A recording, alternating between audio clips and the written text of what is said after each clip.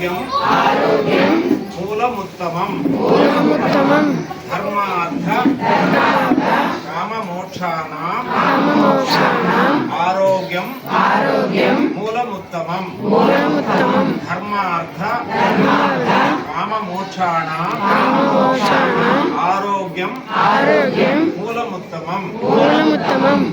అంటే మనకి పురాణాల్లో పెద్దలు చెప్పింది ఏంటంటే ధర్మార్థ కామ మోక్షాలు అనేటువంటి చతుర్విధ పురుషార్థాలు.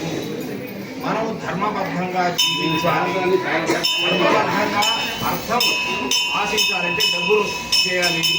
మన కోరికలన్నీ కూడా కామ మోక్షాన, మన కోరికలన్నీ కూడా మోక్షానికి తీసుకువెళ్ళే విధంగా కోరికలు ఉండాలి. ఇవన్నీ ఎవరిని కోరుతాం? భగవంతుడిని కోరుతాం. అవునా? భగవంతుడిని కోరుతాం. భగవంతుడిని పక్కవాడు అనారోగ్యంగా ఉండేవాడు వీడు కోరితే భగవంతుడికి ఆ మాట వినిపిస్తుందా? అటువంటి వాళ్ళు కోరాలి. అవునా? ఎవరైనా బలహీనుడు ఆరోగ్యంగా